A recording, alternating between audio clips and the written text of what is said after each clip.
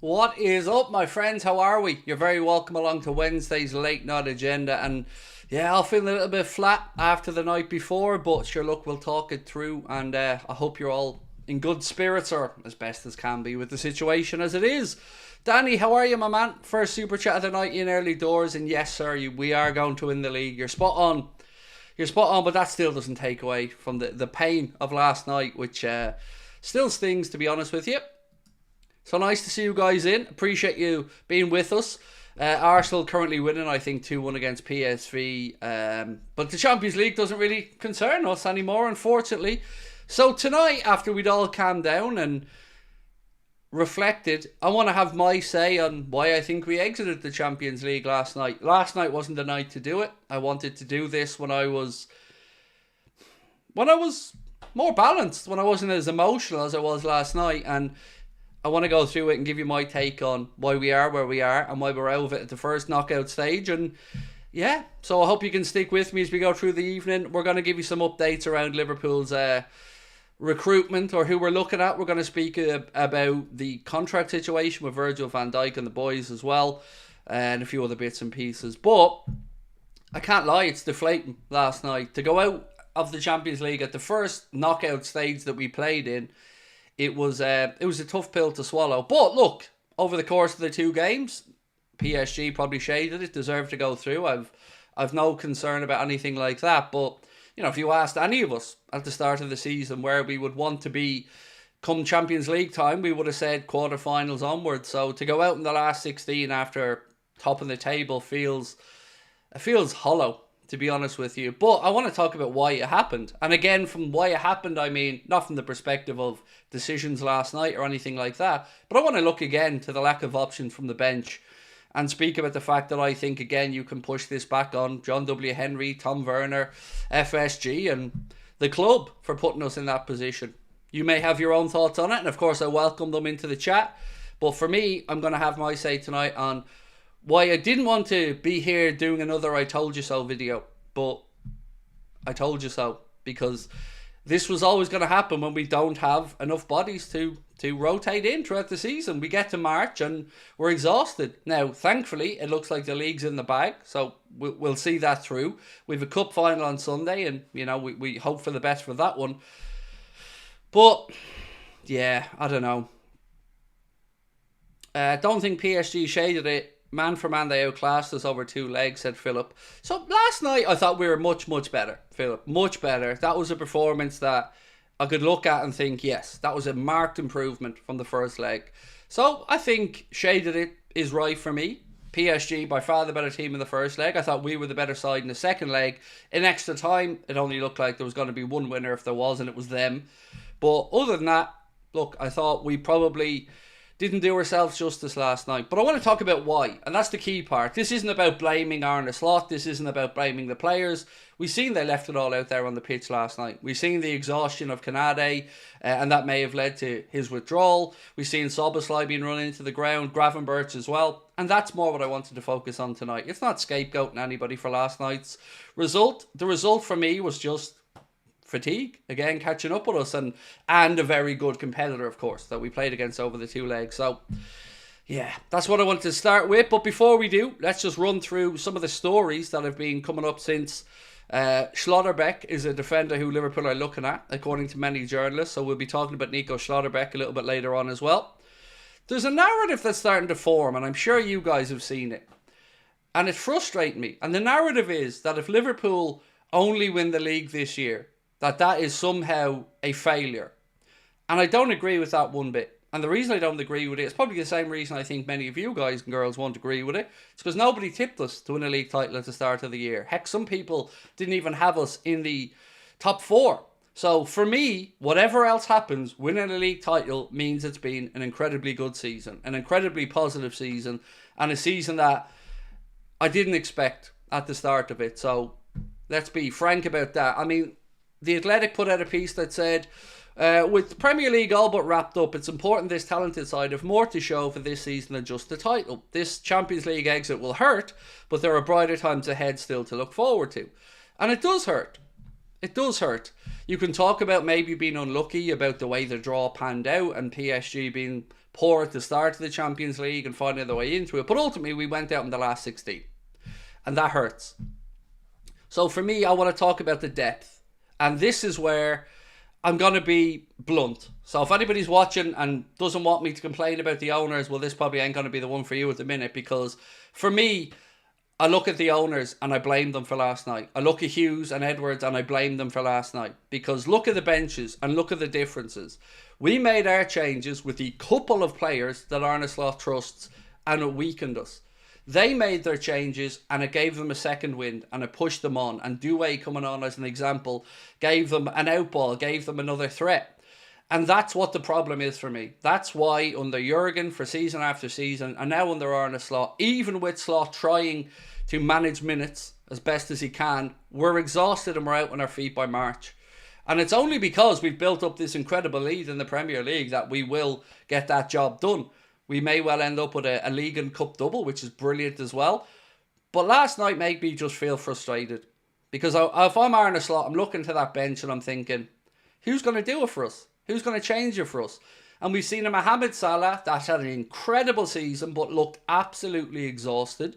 We've seen Ryan Gravenberch run into the ground over the course of the season. And that's why I kept saying in the summer, we need another body.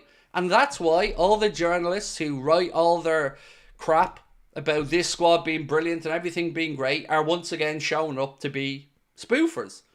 It's no accident that this happens every single season. It isn't. We got to start talking about this honestly, and we got to start having these proper conversations around the lack of investment from the owners, because it's pathetic. And that's why we got knocked out last night, in my opinion. That was the difference between the two teams over the course of the two legs, was their manager looked at their bench and found solutions and options, and our manager didn't have anybody he felt he could trust to come on and make a difference. And that is the crux of the matter. And it's difficult when you're saying this in the summer and when you're saying this in January and you're getting the usual suspects telling you you're top of the league, everything's great, what are you complaining about? But here we are again in March and the season is petering away, and thankfully we've built up such a healthy lead that we will win the Premier League. And who knows what way the cup final goes. Fingers crossed we get that done as well. But after that, we're not going to be looking at the quarterfinals of a Champions League. And this team should be looking at the quarterfinals of a Champions League. So I'm irked by the situation. I'm pissed off at the owners yet again. And I'm not going to hide it now, because the Champions League is done. The Premier League is all but won. So now I can have my say and say, this is the reason I was complaining in the summer. And I was complaining the summer before and in the winter before. Because yet again, we're exhausted and we're wiped out and we don't have enough bodies. Now look at last night and tell me that you recognise that Mohamed Salah. Look at last night and tell me that you recognise that Diogo Jota, that you recognise that Ryan Gravenberch. They are players who were out on their feet, absolutely exhausted. Maybe not Jota, he's just in bad form. But Salah was exhausted. You could see the tears in his eyes after the game. And that has me worried even more so. Because now, I wonder, does Mohamed Salah think that's his last Champions League game for Liverpool Football Club? I don't know the answer to that. You don't know the answer to that. But I have a feeling, in the pit of my stomach, that Michael Edwards is going to refresh this team and age profile in the summer. And that may well lead to two of the three players that we know are up for contract renewals moving on. So I'm annoyed, as I always am, by the lack of investment, and I just hope that people can bookmark this in their minds so that next season, if we have another issue again, you can remember that it's all very well and good being top at Christmas and being great and blowing teams away, but trophies are won at the business end of the season. And the biggest trophy of all, outside of the Premier League, got away from us last night at the first knockout opportunity. That doesn't feel like we've done ourselves justice there. James said, I get the argument to keep Salah on the pitch, but what point does Slot have to grow a pair and just take him off? It really got annoying last night when you seen a Gakpo come onto the pitch that was clearly not fit. No sooner was he on the pitch than he was looking jaded and was unable to close down and do the work you normally expect from Cody Gakpo. Then you look across, and if we're being really honest with ourselves, the last 3 games Mohamed Salah's played in, he's kind of ghosted through them, scored some penalties, but he doesn't look like the same player. He looks tired. And Again, you look at the bench last night, and Arne Slot could have had Federico Chiesa on there, could have given him time, could have given him minutes, but didn't. So, I feel I'm vindicated again. And I hate it. Because I have to listen. There's no upside to me calling out the owners. I have to listen to people telling me I'm wrong until I'm proven right again. And at that point, it's too late and we're all upset. It's tough. Last night was a really good indicator of why we needed another body in midfield. Why Ryan Gravenberch needed a competitor or somebody to come in and play alongside him or rotate in from. It was plain as day. And we didn't have one. And it's you can't quantify whether that would have made the difference or not. But I also can't keep saying it's an accident that every March time we have these blips and we started to look tired because we've got small squads with only a handful of players that the managers trust. You know, who do you blame on that? I don't for 1 second believe that Arne Slot got the players he wanted. I don't for 1 second believe that he asked for Chiesa. I feel like these are decisions made above his head. And I'm really concerned that we're going to see Salah leave, Trent leave. And I don't know about Virgil. But last night gave me a real fear that Mo's going to go. And that Michael Edwards has plans up his sleeve to bring in younger, hungrier players. And somebody asked me a very fair question in the Discord group. They said, right, Craig, what if you're right? What if they do rotate Mo out of the squad? What if they get Virgil out of the squad? But what if the players that Michael Edwards brings in are a success? And what if Liverpool do go and win stuff next season again? And then you'd have to say, okay, it was worth the risk. But right now we know what we have. And we have the opportunity to keep them. And I think we should do it and succession build. But I'm afraid that we won't. But I want to know what you guys think about it. What did you think of when you seen Mohamed Salah in tears last night? Did you think, oh, maybe Mo feels the Balon d'Or's away from him? Maybe Mo feels a chance at another Champions League is gone? Or did you feel like me? He feels like that was the end. That was his last game for Liverpool in the Champions League. Because I fear that that's what was going through his head.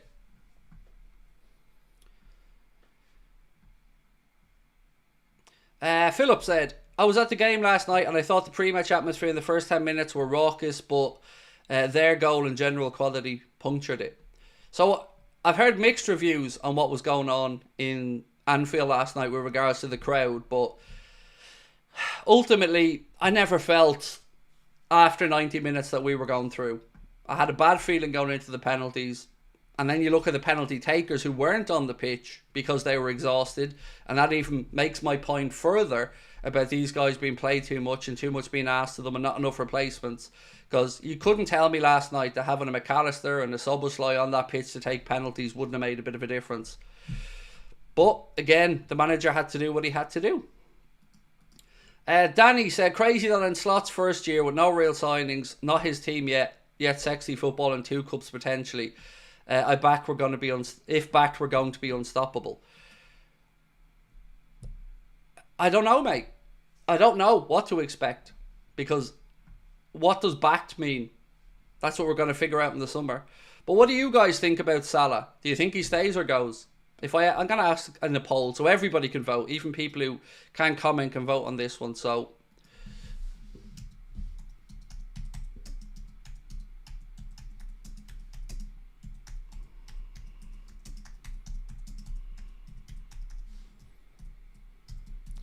I want to ask, will Salah be leaving this summer?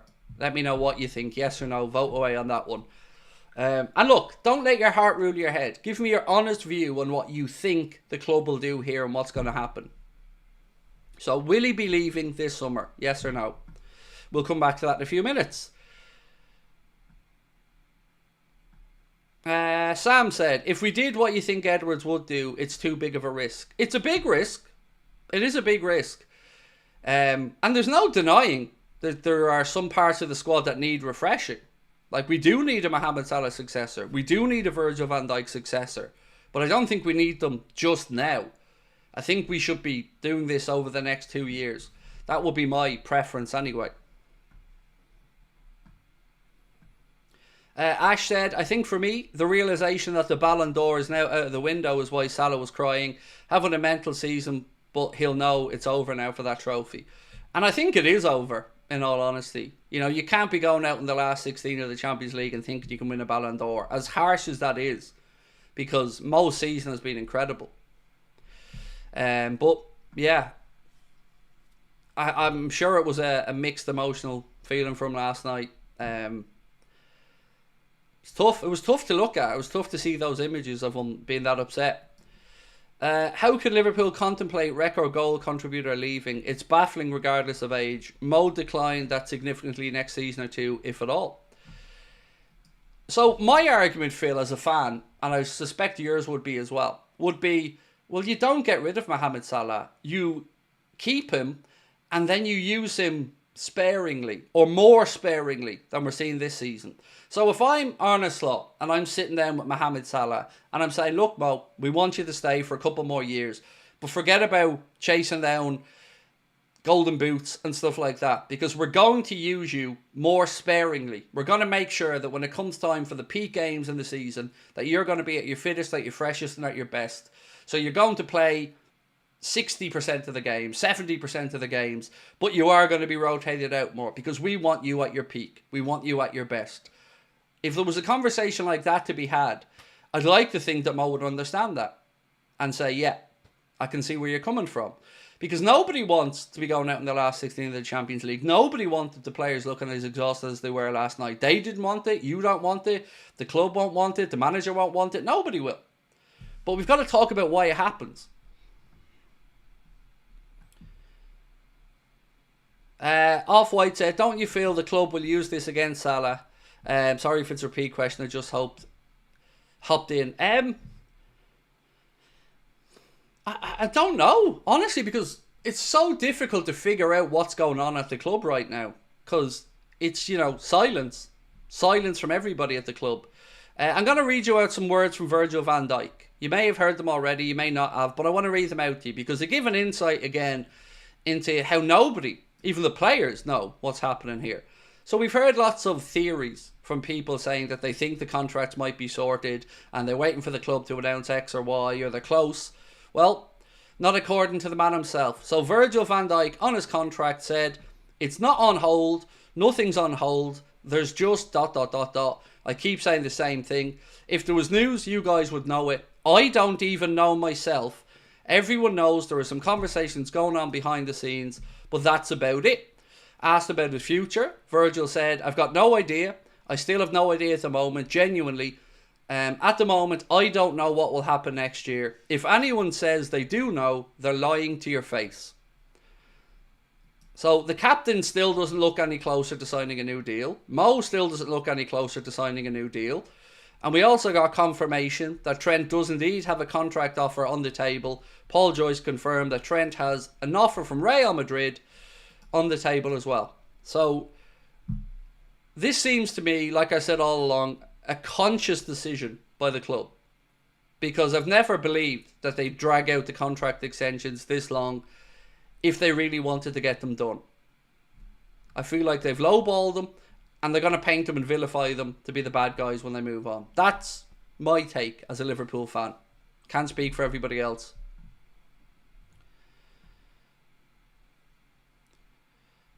With Salah, the African Cup of Nations comes next season and means he'll miss key games. Maybe this is Edward Hughes thinking.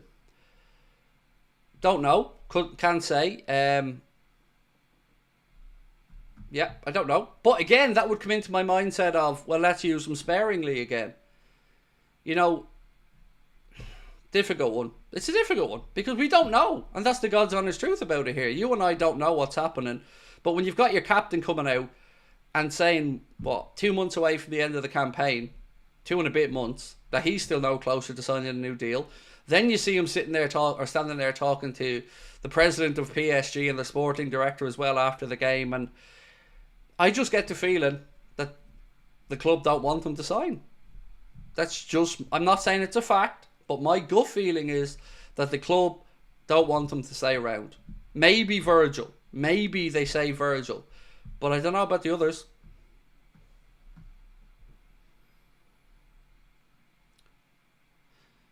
Joshua said, it's crazy because this means VVD will be focused on finding other houses since they might not be contracted anymore. I don't know why people on social media now are saying we should erase everything that Slot, Salah and Liverpool have done in things. That's just ridiculous. I don't know what that means, Daniel. I'm getting annoyed though, Daniel, by the narrative that winning a league title will somehow be some type of a failure. That is ridiculous. You know, it's Monday morning quarterback stuff. It's absolutely ludicrous. Winning a Premier League title is absolutely incredible, and it'll be a tremendous achievement, one that we'll all be very grateful for as fans, and one that we will rightly celebrate because it's brilliant. You know, and if we win the League Cup as well, that's 2 out of the 4 trophies we've gone in for that we've won. And that's a brilliant season by anyone's reckoning. But the reason we won't go on to win a Champions League, in my opinion, is because of that lack of investment into, in particular, midfield. And also, how much money would it take to start replacing these guys on top of the players that they want to already bring in? So, you know, are we expecting FSG to pony up 300 or 400 million this summer? Because they've not done it in the entirety of the time owning the club. So I find it very difficult to be optimistic and believe that they could do all that in one window.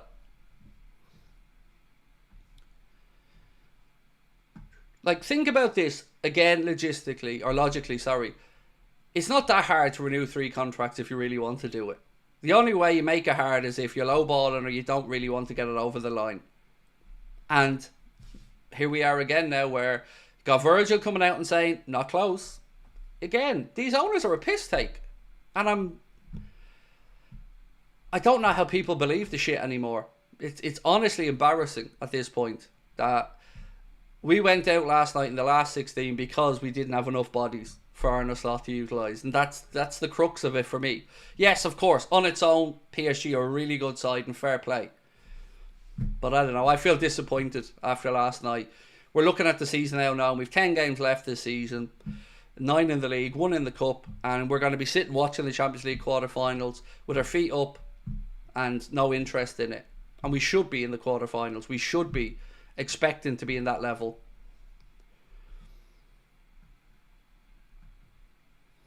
James said there's no way we can replace all 3 in one window. It's adding up though with the story that we're going to have a big summer window. We're letting all 3 go. Of course we'll have to buy many players to rebuild. Yeah.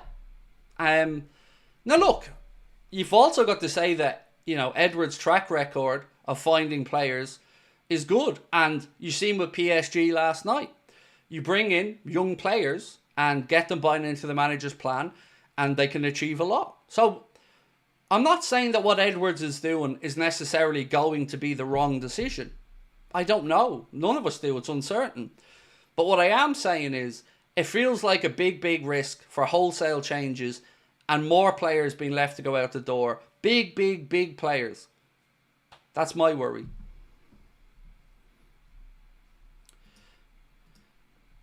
Just me, or do we look sloppy all over against PSG, said Jordan Lawson.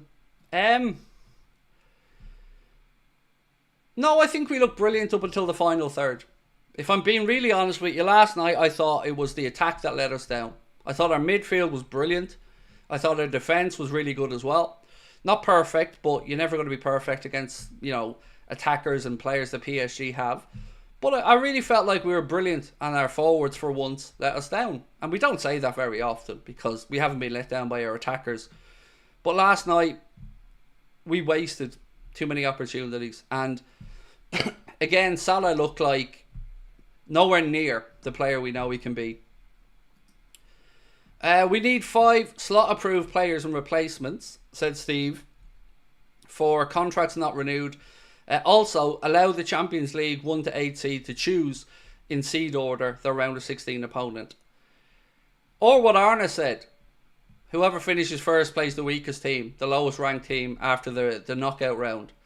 But look, that's all hearsay. The Champions League format is what it is. Or not hearsay, but it's all a moot point, I mean. Champions League format is what it is. We could have avoided PSG by beating PSV. And that would have made it a very different situation. As Arne said as well, we could have ended up over the other side and got Benfica like Barcelona did. But we didn't, and we went out. So that is what it is. But the reasons why we went out would be more intriguing to me.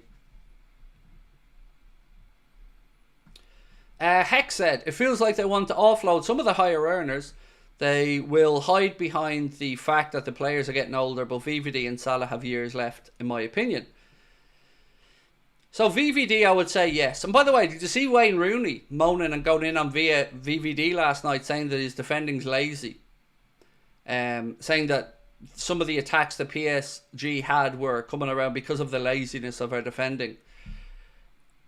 I thought, I don't have any complaints about how Virgil defended last night, in all honesty. I have complaints about the goal and the way we conceded it, but that was a little bit unlucky as well. But there's so many people out there just ready to jump all over us to try and undermine us.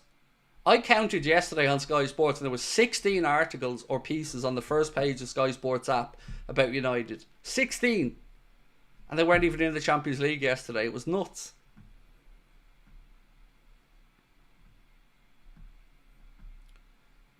What have we got? Hope Slot gets a significant say in the players we bring in. Don't want this Chiesa BS all over again. The Chiesa situation really winds me up. Because £7 million gone.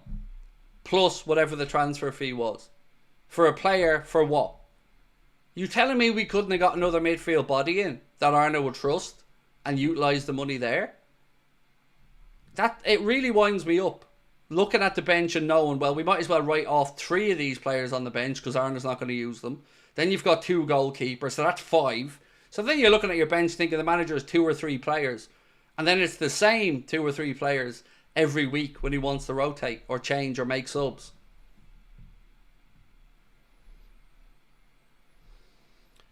Devon said, at least Lucho has been consistent with his dribbling. I wish he had more goal scoring ability. If we get a good striker, I think we'll end up with a lot of assists. I thought Lucho was the best of the attackers last night that were on the pitch. I don't understand on what planet he decided to go with Diogo Jota or why, because he's looked way off it. And then again, like I said, Mohamed Salah last night, in the last 3 games, he hasn't really been himself.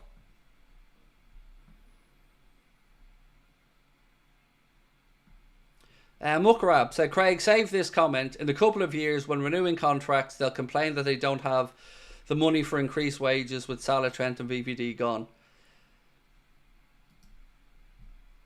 Yeah, I wouldn't be surprised, mate. They're always crying poor mouth. And they're always, again, trying to rewrite history. Here we are, March, out of the Champions League. Because we were exhausted. It pisses me off. And by the way, don't even get me started on Darwin. I don't know what to say anymore. You know, I never blame anybody for missing a penalty. I won't go in on Jones. I won't go in on him. But it was no surprise. It was a surprise he took one, in all honesty, and Virgil didn't. But that surely is now, bye-bye, the end of us having to persevere with Darwin Nunez. His time is up. Time to say bye-bye. Win the league and then start playing kids or something for the rest of the season, because it's just been too much of a failure. It's too frustrating to look at him again last night. Just terrible. Just terrible, terrible, terrible. There's one good thing every 3 months and people try to then start asking for apologies for people that have been calling out how shit he's been for the rest of the season.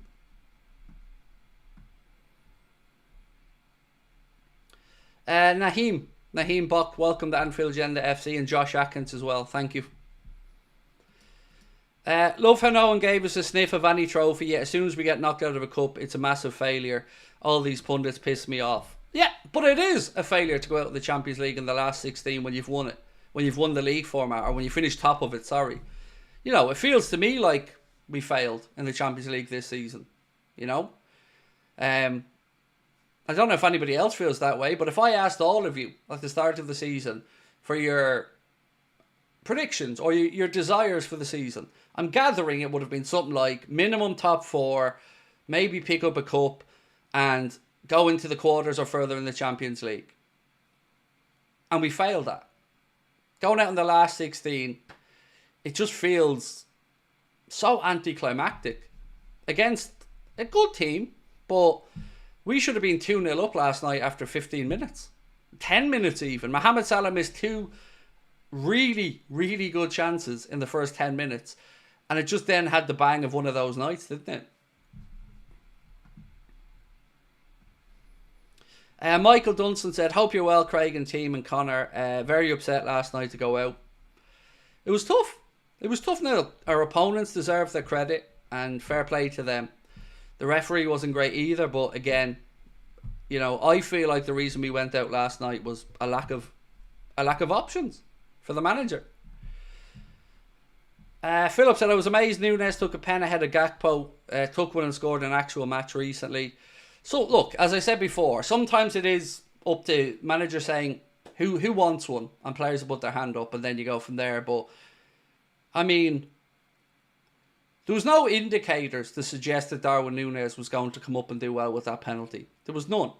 You know, the kindest I can be about it is, it was no surprise to anybody when he missed, was it? You know, if I had said to you, here's Liverpool's 5 penalty takers, pick the one that's going to miss. Now, I know Jones missed as well, but you probably would have went with Darwin because, well, he's got no confidence. Darwin had a chance in the game to shoot a really good position, and his confidence was so low that he chose not to shoot and tried to turn back in and square it. You can see his confidence is gone. So why let him take a penalty?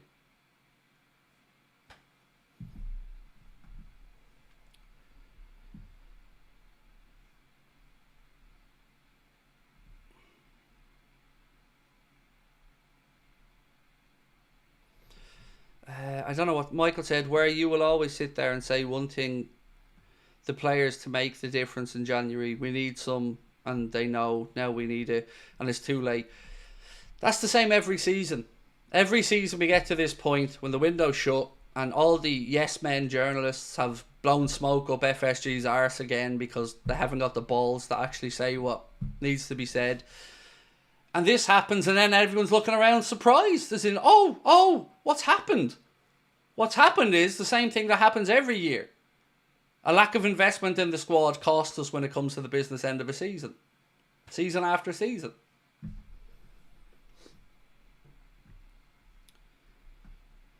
The Liverpool Prophet said, Craig, what's your feelings, bro? Will we have a big summer, or is it just PR again? I truly don't know, in all honesty. I don't know what to expect.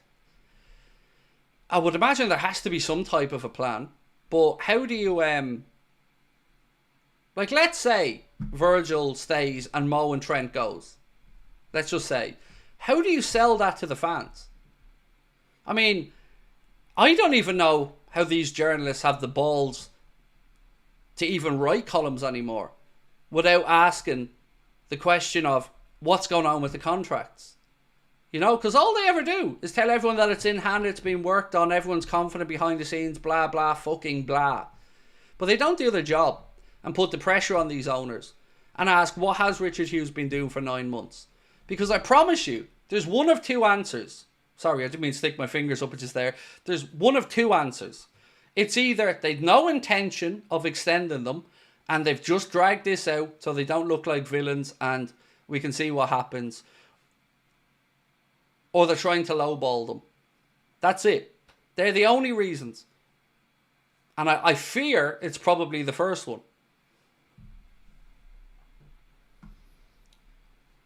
TOTT2KZ1 said, good we're out, especially the way we did, but we'll always prefer Premier League over Champions League. Just my view. How about you?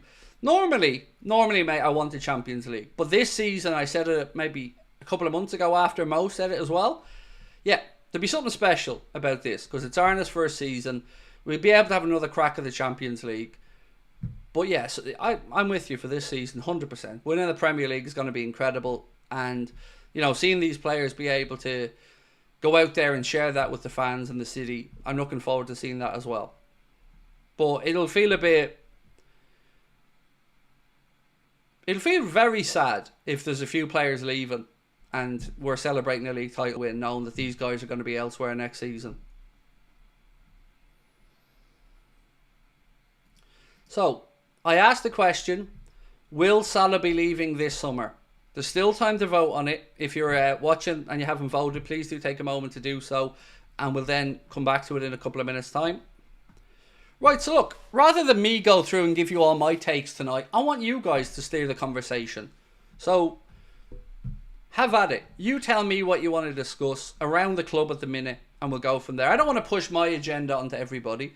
So you bring it up and we'll go from there and we'll see what you guys are thinking of. A little bit of good news is that Arne Slot expects Canade to be fit for the cup final on Sunday, which is incredible. But we're still awaiting to discover the extent of Trent's situation. So if we have Ibu back, that would be brilliant. If we had Trent, that would be better as well. But at least with Ibu, then we can play Kwanzaa at right back. And if we hadn't had Ibu fit, or if he doesn't think Ibu would have played, God, we'd have had a big headache then. You're probably slotting Endo in at centre back then, playing Kwanzaa at right back, and then you're out of midfield options. If something happened to Gravenberch or you needed a defensive body in there. Yeah. But at least good news that it isn't an injury. Pac Joy said FSG's destroying the club. What Klopp built up will soon be lost. Virg, Salah and Trent's contracts are still not sorted. Players like Robbo, Endo, Chiesa and Elliott likely to follow. Nahim, said it's definitely will be a mistake not to re-sign all the players. Such a good opportunity to win the league next season. Don't want to start the rebuild when we don't have to. Ash said, my worry is Edwards, Hughes and Arne are not singing from the same hymn sheet. We signed one player, being Chiesa, and Arne clearly doesn't fancy him in the slightest. Well, yeah, I would agree with you on that, and I don't think there's much of an argument against that at this point, is there? You know, he hasn't played him. It's clear as day he doesn't want to use him.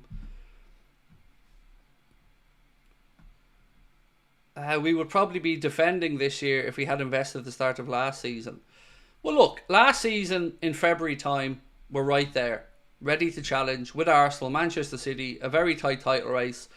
And then, unfortunately, the unreliable happens, which is we fall away, injuries happen because they're overplayed, and we fall away. This season, at least we've got that big gap now over Arsenal, 15 points, 12 if they win the game in hand. And we know if we win 5 of the next 9 games, we're champions, which we will do. Barry. Craig, Lynch looked down his nose at you when you said lack of investment tells in the latter stages of a season, stating we have 2 class players for every position, hard to improve on it. He says 3 signings needed now. You said this last summer, for fuck's sake. So, on that, Barry, and I'm glad you brought it up because it doesn't feel like I'm pushing my agenda, but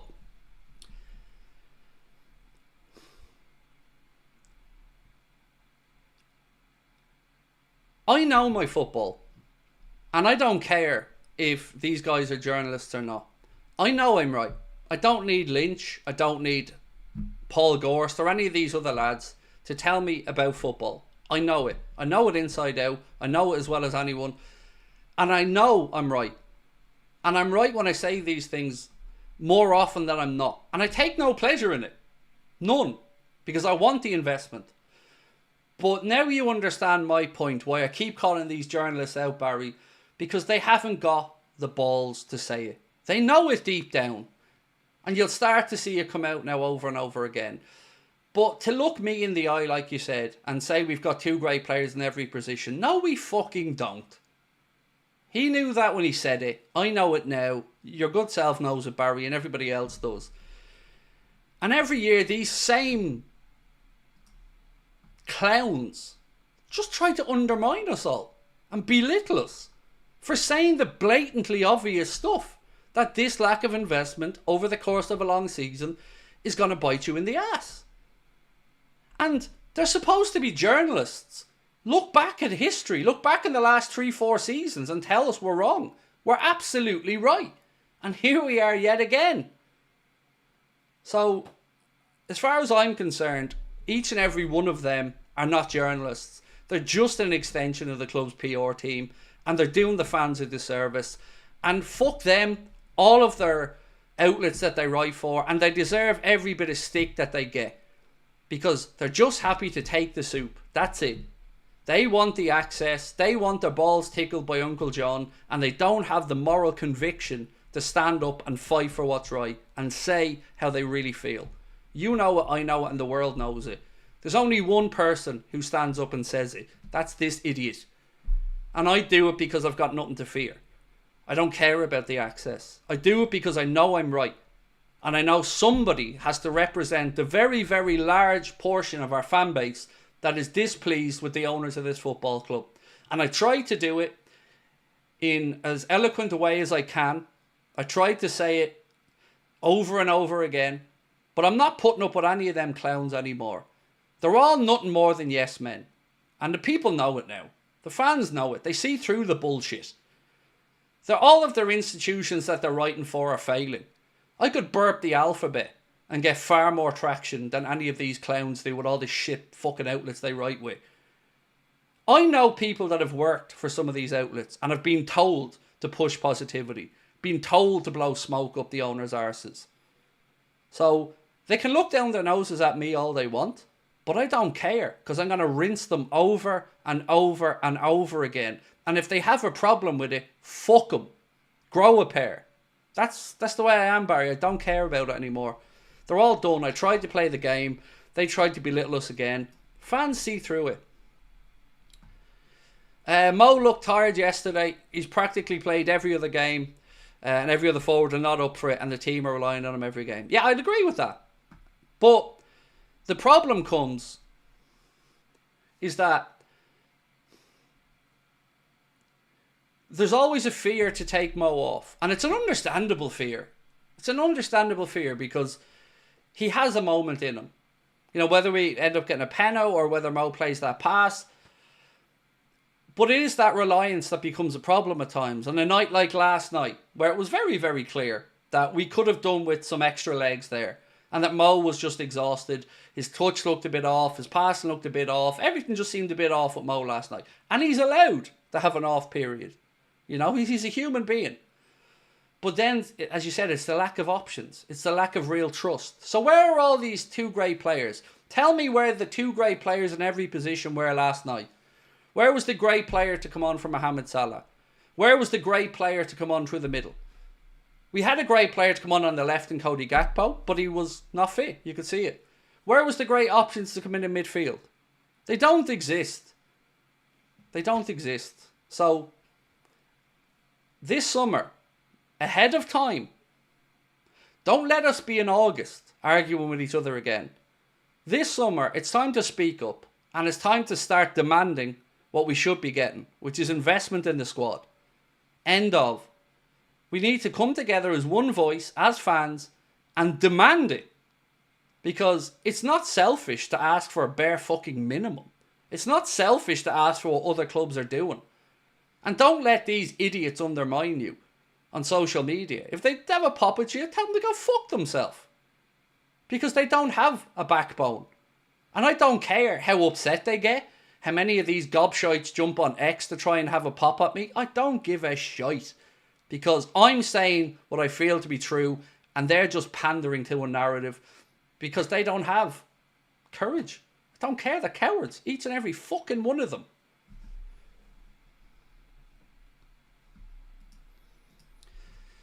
The passionate fan knows more than a journalist.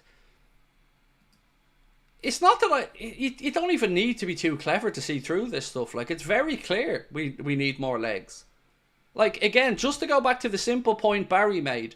David looked into the camera when we were doing that video and said, we've two great players in every position. What do you expect? Well, last night, where were they? Where were those two great players in every position last night? Where were the two great centre-back options? Where was the two great right-wing options? Where was the great centre-forward options? They weren't there because they don't fucking exist. Really afraid our Champions League loss will impact us on Sunday. It's tough to know. You know, it's tough to know what way it'll go on Sunday. I kind of agree with Arna in that a cup final is a great next game to have after a night like last night because, you know, it's a big showpiece event at Wembley and a chance to win silverware and, you know, lift the spirits. And we've also got enough time for the players to recuperate and stuff as well between now and Sunday. So it's tough to know what way it'll go. There's definitely no denying last night will have taken a physical and mental toll. We would have all loved not to have had extra time and penalties for everyone to deal with. But, you know, let's look at the Newcastle side of this equation as well. They're without Anthony Gordon. I think it's Sven Botman, isn't it? That's their defender missing and Hull missing. So, you know, Newcastle have their own headaches. And they have the weight of not expectation, but the weight of history of not having a league or a trophy for 70 odd years, and that'll wear on them as well. So it's hard to know, what to think going into Sunday, but it's a final. We should enjoy ourselves, and I'm looking forward to it as a fan.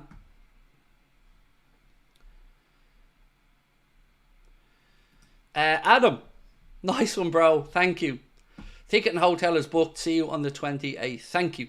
We get our next ticketing update for the live show tomorrow morning, so I'm really looking forward to seeing where we're at with it. Yeah, man, thank you. I'm looking forward to meeting you guys at the end of the season. Pat Joy said, fans want what's good for the club, journalists want to tell stories. But that's the thing, right? You'll never hear me belittling the likes of a Miguel Delaney or any of those journalists, because they're good, proper journalists that do good work. Like, I'm not trying to sit here and say every journalist is terrible. Absolutely not. There's some brilliant journalists out there doing incredible work, and I'm a big fan of them, like the likes of a Miguel Delaney. I think Miguel's incredible. But I'm talking about a very specific set of journalists that cover our football club, that have access to the stadium. They're the journalists that I'm talking about. The ones that don't call out what everybody else can see and then hide behind some bullshit excuse, when we know the real reason they don't call it out is because they don't want their credentials removed, or that they can't call it out. But to belittle the rest of us for it is what winds me up. Right, we all know you're a yes man, that's fair enough. But don't get on your moral high horse and start looking down your nose at the rest of us, or trying to call your fellow fans Chelsea and City fans who want hundreds of signings. That's the stuff that gets to me.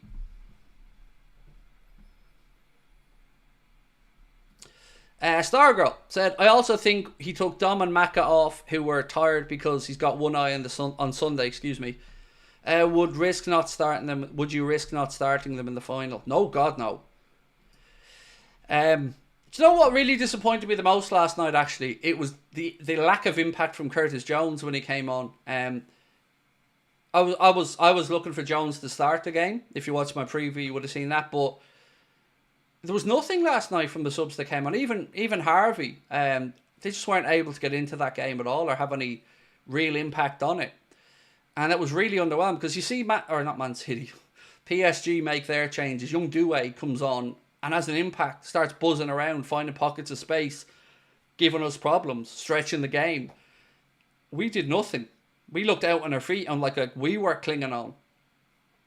And at home in the extra time period of a Champions League knockout game, it's dispiriting to look at it and see that we were the ones hanging on. We were the ones that were exhausted.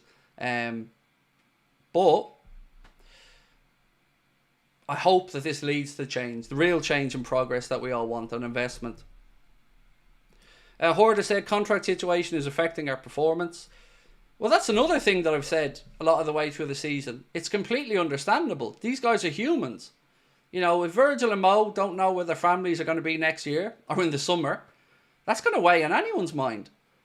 If any of you guys and girls watching had to move for your jobs, and you had to start house searching and looking for schools for your kids, or where you do the shopping, or all these other bits and pieces, of course it's going to play in your mind. Of course it's going to be a distraction.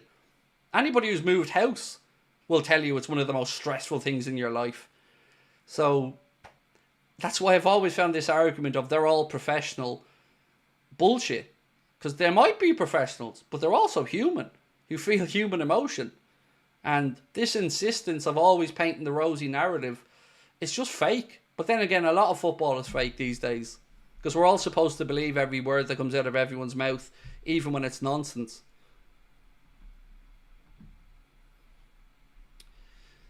Jones dilly-dallied on the ball too often, said Hex. I genuinely think that Slot wanted to play for a shootout.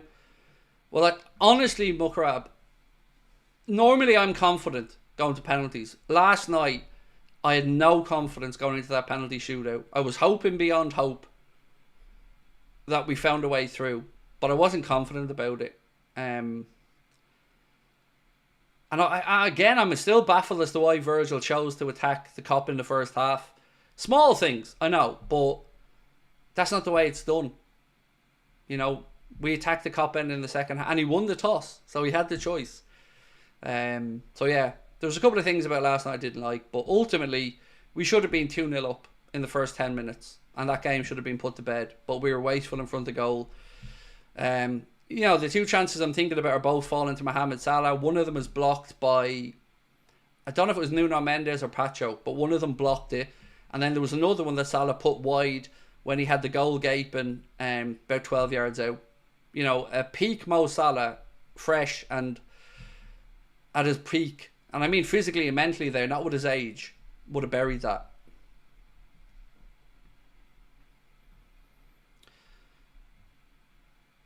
We really would have won a treble with Zubimendi this season. We need a dynamic holding mid like that. We just need that other option. Like we've said all the way through, we need that other option. Because if you want Ryan Gravenberch to be at his best when the big times of the season comes, when the Champions League knockout phases come around, well, you've got to make sure that you haven't overplayed him. But we did. We've ran him into the ground, and his form suffers because of it. And then when you get to these big games, you're not getting peak players. And it seems so obvious that I never understand how people can push back against it and say, but we're top of the league. How many times have you heard that? January, February, we're top of the league, what are you moaning about? And then it all falls away again. And we feel like we end the season like an anticlimax. It's frustrating. Clint, how are you, my friend? Said, do you think Chelsea or Chiesa will be moved on? I should bloody well hope so. Not because I don't like Chiesa or you don't like Chiesa. We have no idea whether Chiesa would have been brilliant for us or not. None of us will know. But what we do know is the manager doesn't want to utilise him, and that brings into question why he was signed. Would we agree with that at least? That no matter what else we say about it, Arne Slot doesn't want to play him. And that makes you think, well, who signed him?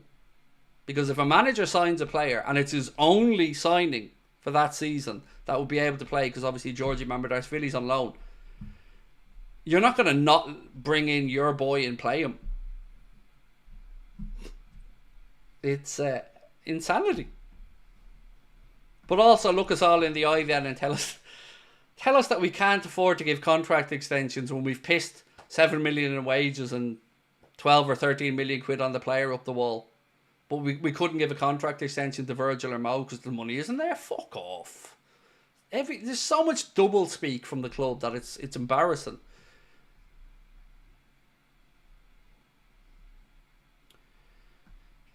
Slot should have rotated more for the Southampton game, said Eli. I don't get why he doesn't trust so many players. I don't know either, but he doesn't. He's got 14 or 15 players, and that's it. And that's been proven over the course of the season. If you look at last night's bench, McConnell... Actually, do you know what? I'm going to get the bench and go back through it so we can talk about this properly. 1 second. Right. So last night, this was Liverpool's bench. Endo, Darwin, Chiesa, Jones, Gakpo, Elliott, Costas, McConnell, Yaros, Kelleher, Kwanzaa. Let's go down through that list. Endo has won the manager's trust, but he only ever brings him on for 10 or 15 minutes. Won't start him in a league game. Darwin, not good enough. End of conversation as far as I'm concerned there. Chiesa, won't play him. Curtis Jones, again, has had a good season under Arne, so fair enough on that one. Gakpo was clearly unfit, shouldn't have even been on the bench. Could see when 2 minutes of him coming on, he wasn't able to do what he normally can. Costas, not good enough. Yaros, again, we're talking about an extra goalkeeper on the bench, so there's two spots on the bench got by goalkeepers, and then young Kwanzaa, who's fine. Nobody on that bench is going to change a game for you. Darwin could do it once in a blue moon, but apart from that, it's just not great. It's just not.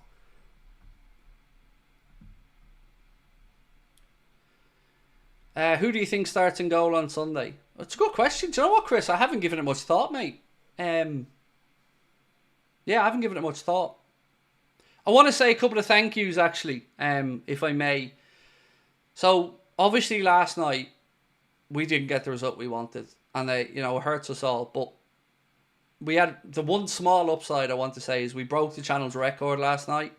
We had over 15,500 people in the chat at one point. We destroyed our nearest competitor in the watch-along numbers. We did 286,000 on the watch-along, 86,000 on the match reaction.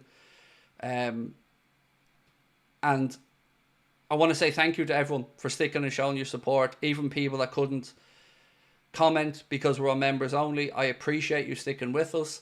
And thank you for that. It was the only good thing from last night. And I'd trade it all right now for a place in the quarter-final. But I want to just say again, thank you to everybody for that. Paul Summerfield, welcome back, mate. Member with us for 14 months. And Paul said, still FSG out. Why'd you delete that? I don't know why that was deleted for you, mate. But, yeah, I brought it up on screen there anyway. And thank you. Barry said, can't recall a time when I look at a squad to see so many question marks for various reasons, whether it's the want of a player to stay, the club to sign, or the gaffer trusting a player. It's all come at once, so I'm struggling to see quick solutions. Enjoy this title. What was the rival numbers? I'll tell you in 1 second, my man. 1 second.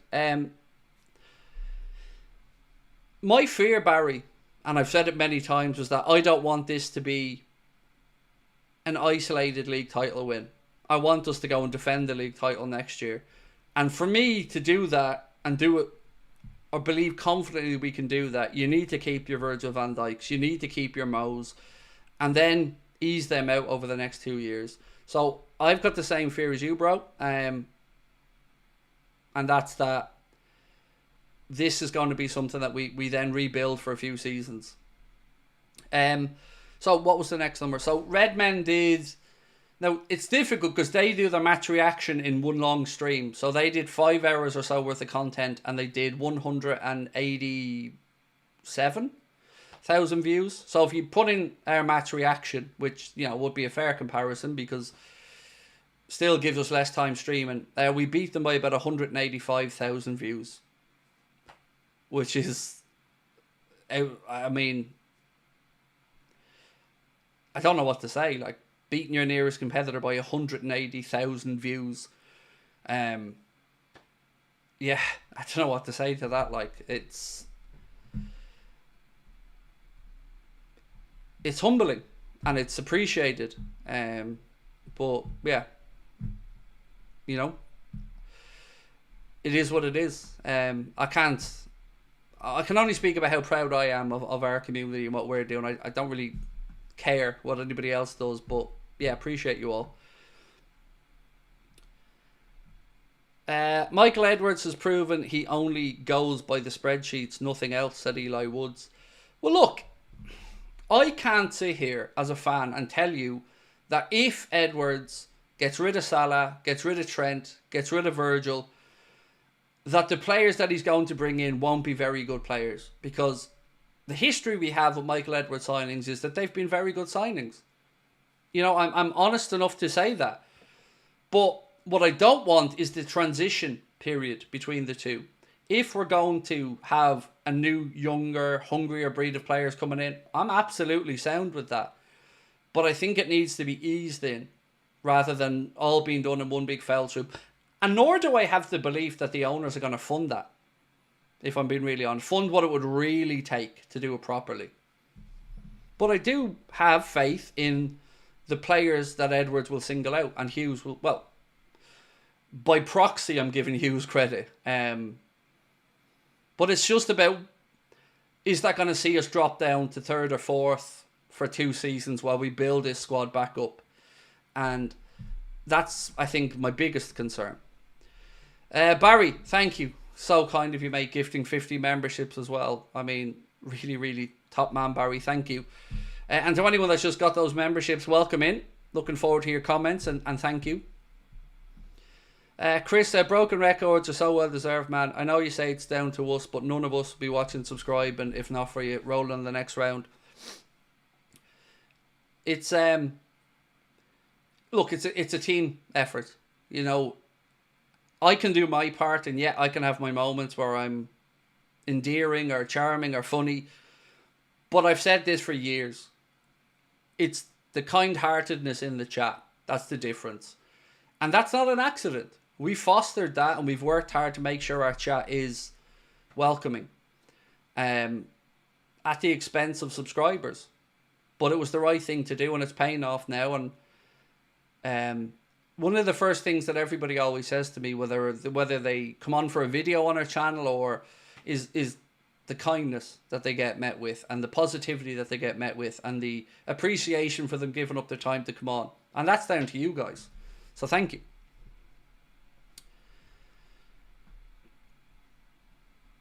Ash said, Craig, this is a better channel than Redmen. There's no other channel of that size that does the engagement you do.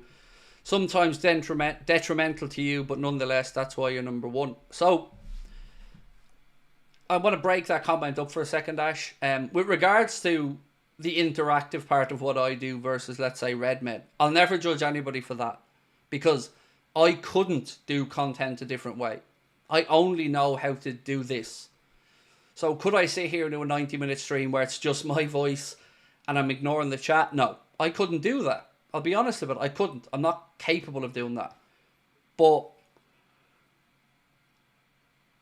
it surprises me. When I came into YouTube cold, people going, oh my God, he's responding in the comments, surprised me. Because I didn't watch much YouTube before I came into it. And I was shocked to see that it was almost an alien concept for people to interact with the audience, because they're the ones that put you where you are. They're the ones that are buying into your story. They're the ones that are on the journey with you. So to me, that engagement has always been key to the channel, because I don't view you as customers or viewers, you're friends. And yes, this is my living and I make money from it, and there's no hiding away from that, but I wouldn't have it any other way. I wouldn't want it any other way. I love chatting with you guys. I'm going back and forth and disagreeing and agreeing, and I genuinely love it. And with regard to the detrimental to me part, it is, and it has been. And that's why we've gone to members only comments, because it was detrimental to me, because the channel had gotten to such a size that I couldn't really control the chat in the way I wanted to. And it was unfair to ask moderators to give up all their watch-alongs and all their nights, and they've no enjoyment. You know, I'm always mindful that the moderator should be able to enjoy a game and should be able to just put in the comments they want, not have to spend it looking at a screen. So all of that combined was the reason we made that choice. And I just genuinely hope people understand why, because I think it'll benefit everyone moving forward.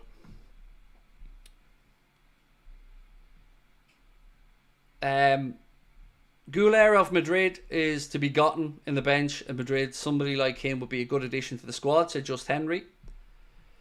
Yeah, look, it's exciting to think about what may be happening in the summer and who may be coming in. I'm going to talk about Kirkes in a moment.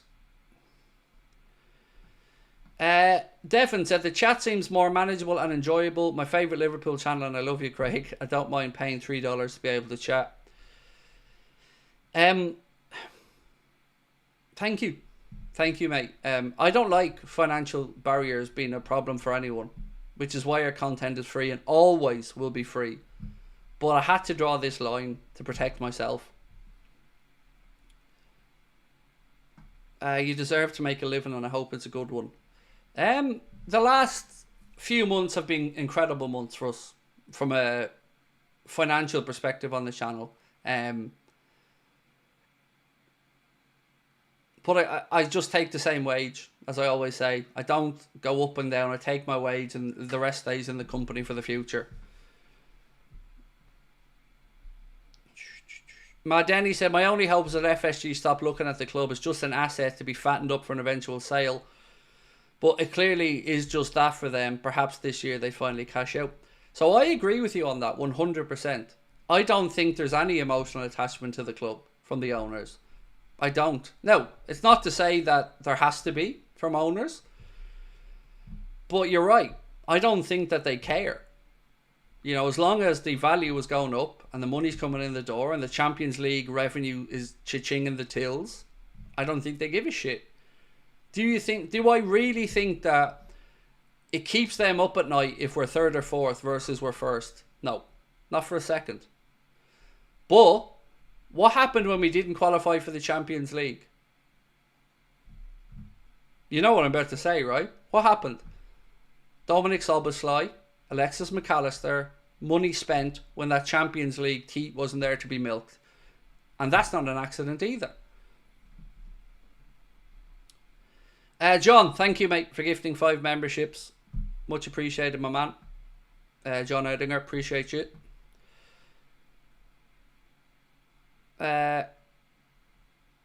Craig, it's streams like this where I can understand why Trent might want to leave.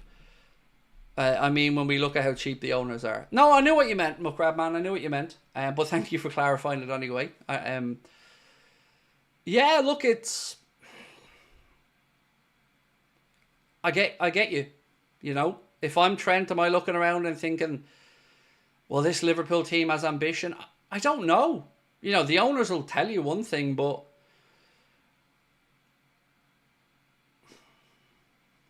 I get your point. It's a valid concern, and one that we may never know if that's one of the reasons for Trent's decision, or, you know, because we still don't know his decision, but maybe it is one of the reasons he's paused.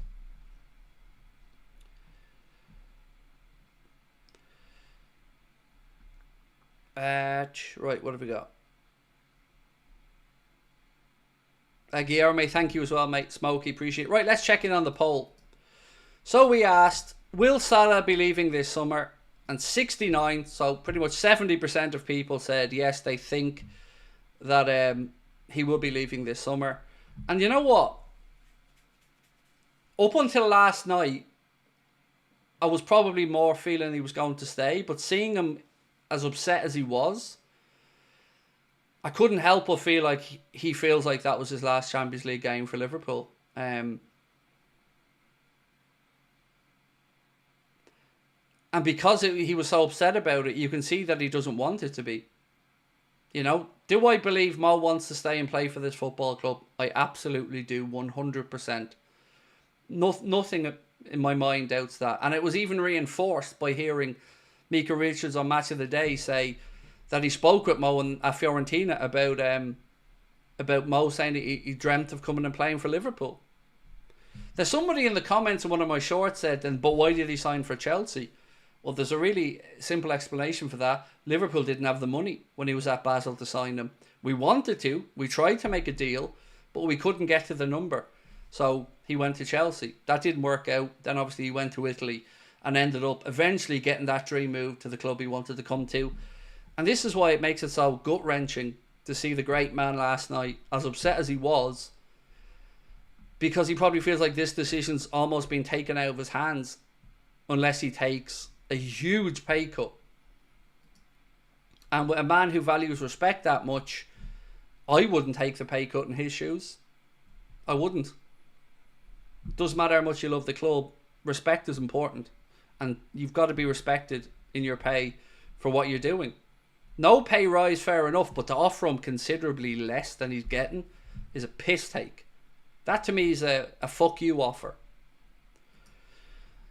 Nick said, I feel like the club is looking to rip the proverbial band-aid off when it comes to dumping 2 ageing legends. This has to be an endeavour driven solely by Edwards, in my opinion. Not saying he's wrong, only time will tell. Yeah, that's fair. Only time will tell. You're right. And I can't sit here and say that what Edwards is going to do won't work. You know, I can't say that confidently either, Nick.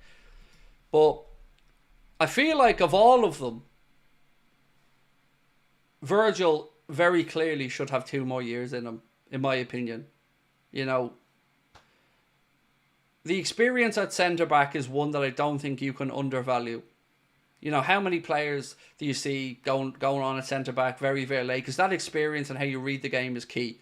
You may always find a young, hungry, talented forward or midfielder, but I really do not understand the concept of not giving Virgil a deal. That will always bug me no matter what happens. I can make an argument in my head for Mo not being given a deal. I wouldn't agree with it, but I can at least make an argument in my head that you can go, right, I think we can find a younger, hungrier, fitter player. Okay, fair enough. But I don't think you can do that at centre back without having a drop off, personally, but let's wait and see. Aaron said 2-year extensions for all three at least and cashing in next year. Getting zero money for 3 of the world's best sounds like a terrible business move. Well, the Trent one I do think is kind of out of the club's hands somewhat. I get the feeling of the 3 of them, Trent will have been given a very considerable contract offer, but perhaps not enough to take away the lure of Real Madrid. Because, you know, this contract situation with Trent's not an accident that it got here. It's not. It was intentionally brought to this point by him and his camp. And I'm not saying that's right or wrong, because it's his life and he's entitled to plan his own career however he wants. But it's not an accident that it got here. It's by design. So, yeah, I don't think the club are in control of that situation personally. Andy, how are you, my man? Your numbers are spectacular. I know you say you don't deserve it, but it's yours and Connor's creation. You absolutely do. Get in, mate. Thank you. I don't deserve it. I don't. There are far better content creators out there with smaller numbers who don't have, maybe haven't had some of the luck that we've had to get here. So I'll never feel I deserve it because, you know, I think I'm a bit of an idiot, in all honesty. But I do know my football. And that's the one thing I will push back on with anyone that says me I don't understand football. I fucking know my football. Not as well as a Jurgen Klopp or an Arne Slot, but I can articulate football quite well. Nick said, do you think Edwards and Hughes have been given an ultimatum of re-signing the players with little summer investment versus hefty summer investment, but the only one player can stay signed on? Crazy theory on my part, but not past FSG. Right, so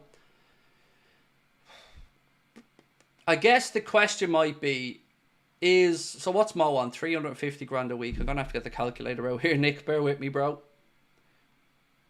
So 350 thousands multiplied by 52 times 2. So if we kept Mo on the same contract he's on now for 2 years, you're talking about £36.5 million there or thereabouts. So I guess the question then comes, that at a cost to Liverpool per season is 18 million quid. That's what it costs the club each year to keep Mo. So do I see a world where Edwards thinks, well, for an amortised number of about 10 million or 12 million, I could get another player in who can give me 5 years at a lower cost per season? Do I think that that's possible? Absolutely. Yes. 100%. So I think over the course of time, yeah, there's probably a line of thinking that they feel like money can be better spent elsewhere and get better value for that money over a longer period of time. Like maybe they look at Salah as thinking they're throwing 36.5 million quid down the drain because there's no resale value there.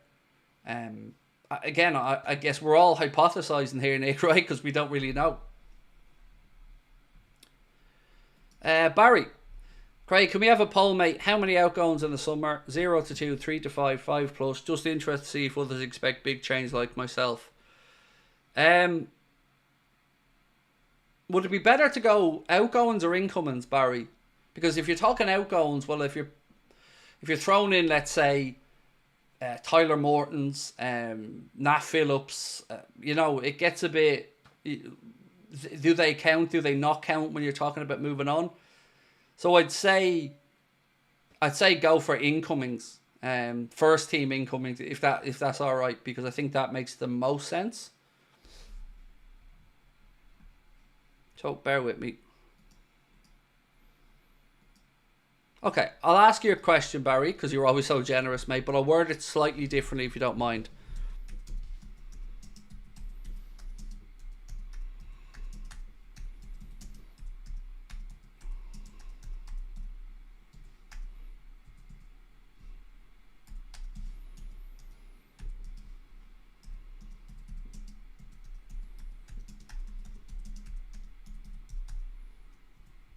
Right.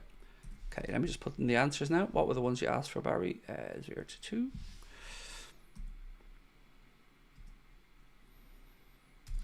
What was the other one you said? 3 to 5. 1 second. Or add one more option. 5 plus.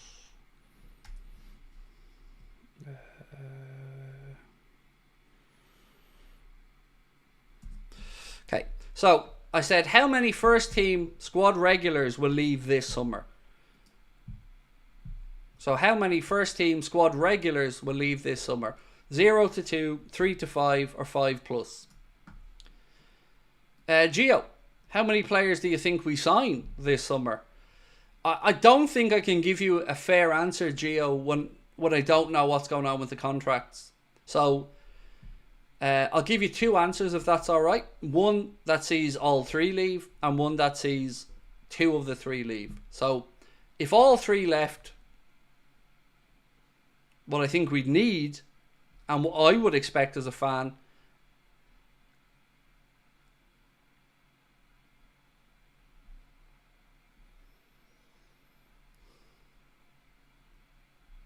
six or 7 would be the number if all 3 left. We need 2 centre backs, a left back, probably a right back, a midfielder that I still think we need now, although I'm open to that being by Cheshire if Arna has faith in him. We need a right winger. We need a centre forward or 2. So I think 6 or 7 sounds about right to me. Now look, there will be players who will come through that maybe start getting utilised a bit more. Your Trainionis, your young Rios, your Jaden Dans maybe coming back from loan. So some of that could be offset depending on who the manager trusts or not. If all 3 were to stay,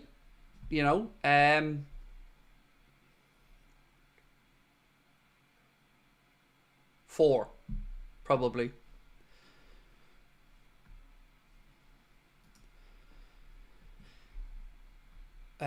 Just Henry said, one of my friends that's a Madrid fan doesn't like Trent at all because he can't defend. They're going to boo him instead. Well, if he goes there, mate, that's a whole lot not our problem, isn't it? As Liverpool fans. But look, I don't think that statement from your friend is at all too wide of the mark, to be fair. I think most people feel like he will be crucified over there if he does some of the stuff we've seen him do here. It just won't be tolerated over there. He won't have the same wiggle room or goodwill that he would have with the Liverpool fan base.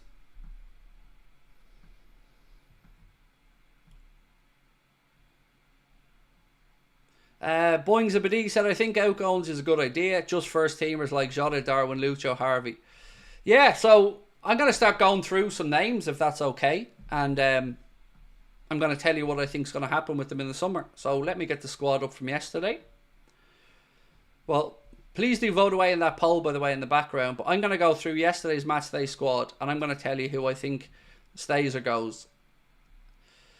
So we'll start off with the starting 11. Alisson, I think he stays. Trent, I'm probably more likely that he goes. Canade stays. I think his contract will be renewed. Virgil, I think Virgil stays. How much confidence I have saying that, I'm not sure. Robbo stays. Gravenberch, McAllister stay. Salah, I think he goes. Szoboszlai obviously stays. Diaz. I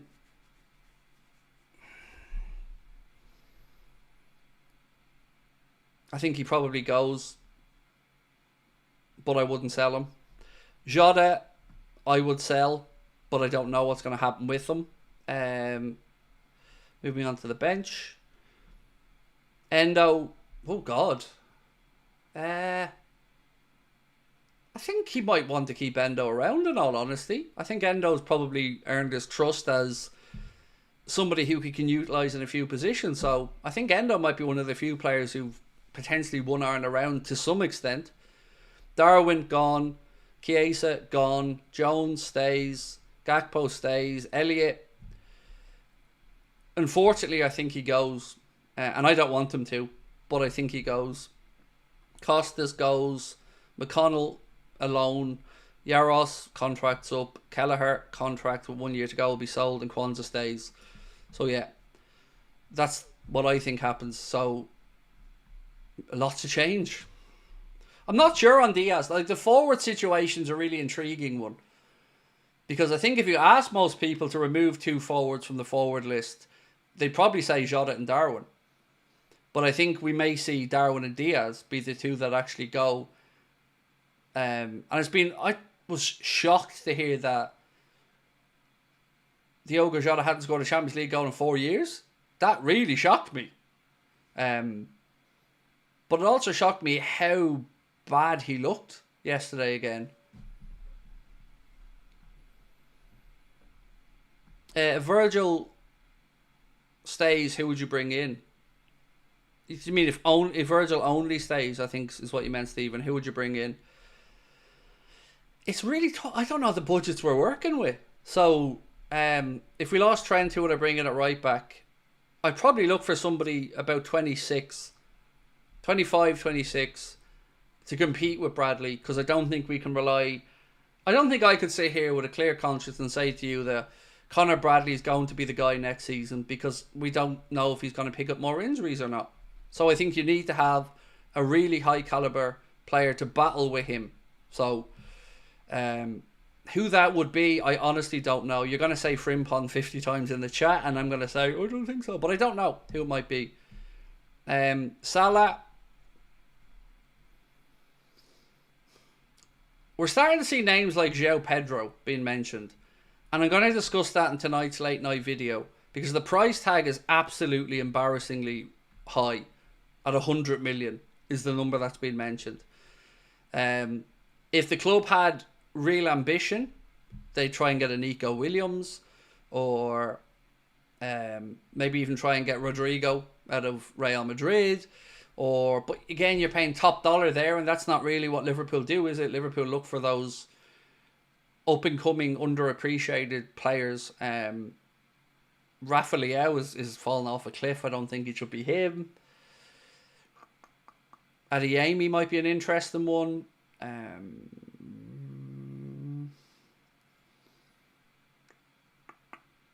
Semenyo, but I mean, how many players are Bournemouth going to lose? You know, if they're going to look Huyson, Kirkes, they're going to want Semenyo gone as well. And I'm sure people start sniffing around Kluivert at some point.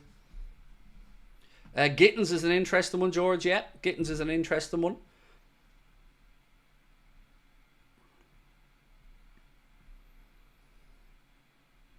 Can you really replace Salah or his contributions? No, you can't. Not like for like, Nimnoy. But you can still bring in players who will give us an output. Like, what I think we miss is pace at the minute.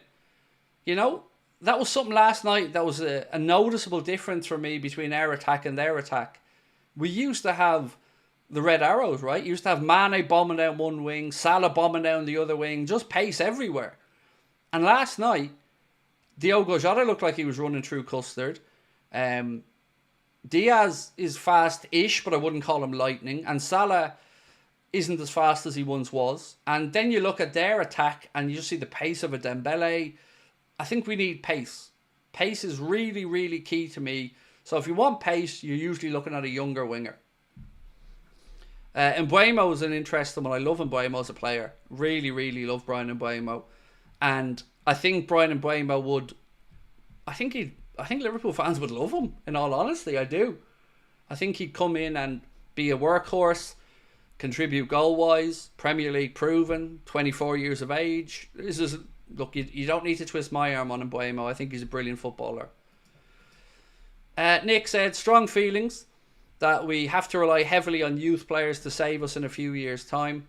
Brighton being con men isn't new news.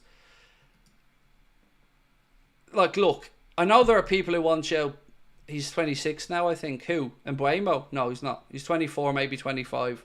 Because I was really shocked when I looked into his age, because I thought he was about 27 or 28. But maybe you're talking about somebody else, Lukey boy. On Mbeumo, yeah, I love him. But Brighton are piss taken on the price. Like, I know there are people who like the idea of João Pedro, but 100 million, he's not worth half of that. Not in my eyes, anyway. And I don't think Isak's worth 150 million either. But I'd love him. You know, I'd absolutely love to have Alexander Isak at our club.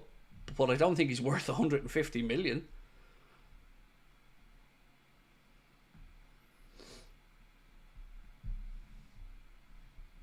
So he's 26 in August, Lukey Boy said. That's probably pushing it, maybe. But I still have him. I still think at a Bremo Day you've got 5-6 solid years. So I'd still say yes for the right number. Pace is a slot requirement in his players, I reckon, Craig. I reckon so. You know, and usually if you want pace, you're going to have to go younger.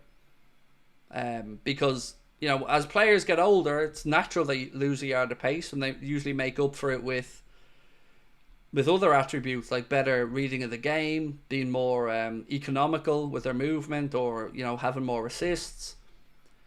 Anthony said, Harvey 4 goals all comp, Jota is on 8, shite. So, 2 ways to look at that, Anthony.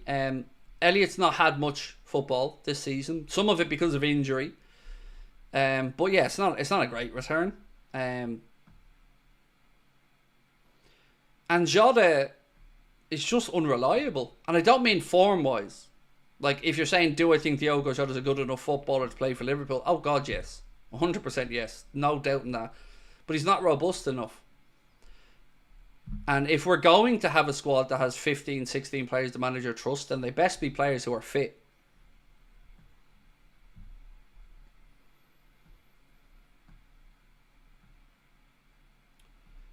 Hello, Heavy Metal D. Lovely to see you, my man. Elliott's still only 21. The reason I think he may go, Dave, is not because of my opinion or your opinion, or I think it's the manager. I just don't get the feeling Elliott's won around Arne Slot. Rightly or wrongly, you know. Would I keep him? 100%. Absolutely. For the reason you've said and more. But I just don't get the feeling he's won over Arne Slot. And if you've seen a few links now with moves away from. But if you asked Elliott what he wants to do, you know the answer. He wants to stay. Kid loves Liverpool. Nick said, John Henry got drunk and watched Moneyball. Now we're here, and he still thinks he can pull a financial shithouse to a dynasty. I'll just come back to the age-old argument, Nick, that I always make. It's if he shithoused his hometown club in Boston with, you know, success and then not spending, and there's loads of talk that he's not going to spend for a while now while they build this new entertainment complex, and while the Dodgers dynasty is winning stuff. If he's not willing to do it with his hometown city, in the city he lives in, idolises, grows up in, what hope have we got? Because if there's one that's going to be close to his heart, it's going to be Boston. And that's my point here, always, is that I just don't think he gives a shit as long as the numbers are going the right direction. Barry said, agree mate, this side needs pace, and without Dom on the pitch, this lack of pace defensively is exposed even more. Prime Salah, Mane were unplayable. Jota and Mo last night, shadows of that. I think it's why Harvey and Endo not trusted. There's one, you'll know what I'm saying here when I say it. Do you remember the game against Arsenal where there was a camera in the tunnel at Anfield, and you've seen one of our counter-attacks, I think defending a corner, and the speed at which Salah and Mane went past that tunnel camera to the Arsenal end of the pitch was actually frightening to sit there and watch. We don't have that anymore. So if you add that pace in as well, I think, with the work rate of midfield, because whatever we say about players, our midfield's set for a few years. It just needs one more body in there. Szoboszlai, great age. McAllister, great age. Gravenberch, great age. Brilliant business. A great midfield crux for the next few years. Just needs one, maybe 2 additions. Supplement it with Jones. No problem with that. Really bright future ahead of that midfield. And the more they play together, they're just going to get better and better and better. but they need to be able to be rotated and given a break, or we're not going to see the peak out of them, which we can't have happen. The trio mids are world class. Oh, they're brilliant. Absolutely brilliant. Like, that midfield three is incredible. Brilliant. But they haven't been injured this season either. If Gravenberch had have picked up an injury this season, does anybody think we win the league? So let's say Gravenberch picked up an injury. Let's say he did his ACL in January. Do you think we win the league? I don't. I think Endo would have come in and done a decent job, but I don't think we go on to win the league. Or at least we don't win it anywhere near as comfortably as we're doing it now. I think it becomes a lot more squeaky bum time. And that's just one midfield injury.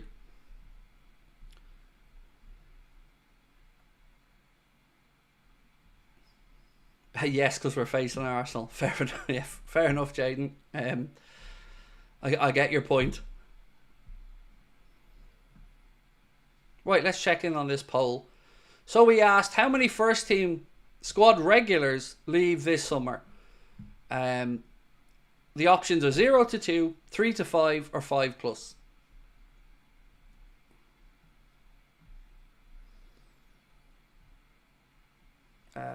Daniel said, I think you're right with 7 players, Craig, if the 3 go. Also, John Henry was a character in Moneyball.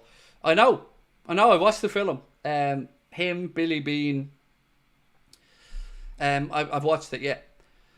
But that's baseball. I don't even try to pretend I understand baseball, but I do understand loyalty. And John doesn't have an emotional connection to Liverpool. Nor does he look like he's an owner that's leaving no stone unturned to get that success. Who brought in the 3 midfielders? I mean, Jurgen Klopp and George Schmadtke, but most likely Klopp pushing that one.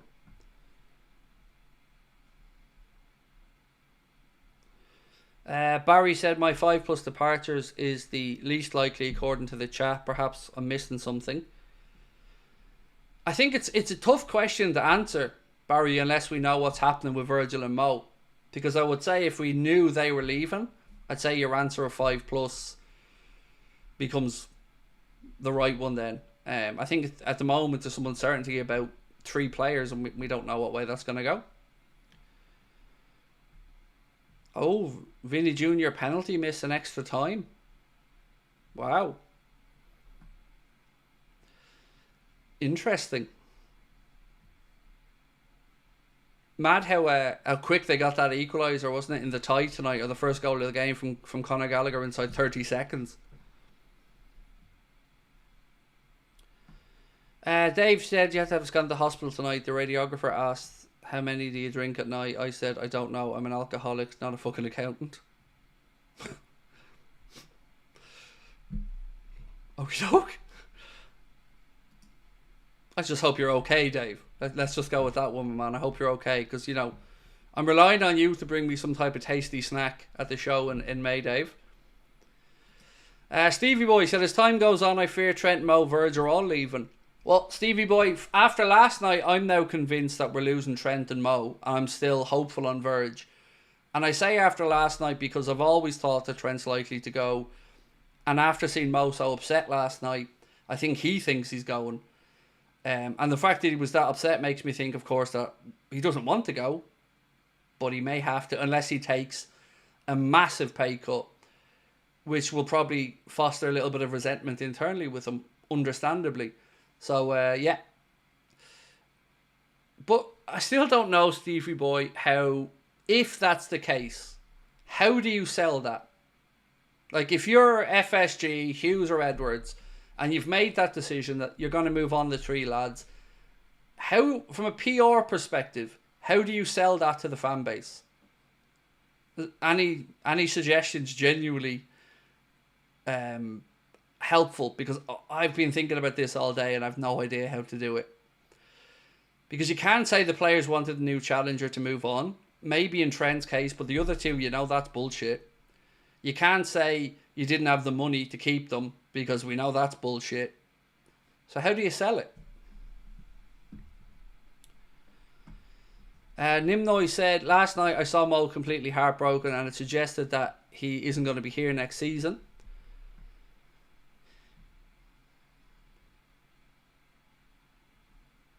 Oh, Paul said the Vidi penalty miss was second half of normal time. There you go. I didn't see the second half of the game, my man. I only watched the first half before I jumped on here. Step 1, move house. Step 2, leave the country. Yeah, I wouldn't want to be the PR department or the journalists. If I'd love to read from the journalists what they're going to be writing on this one, you know, to try and paint a positive picture of the decision not to renew the lads, because I'm sure they'll have to try and find some angle. I'll be an interested observer to see what it might be. Hex said, I really don't want to hear the FSG apologist mental gymnastics if all 3 goes. Well, they're limbering up, I'd say, at the moment, mate. So you're going to see a gymnastics routine at some point. If Madrid get knocked out, Salah Balon d'Or still. Well, Thierry Henry reckons Rafinha has passed them after yesterday, saying that Rafinha scored almost the same amount of goals without taking penalties, and with Barcelona progressing through. I think last night is the end of Mo's Balon d'Or show. As much as I don't want it to be the case, I think it is.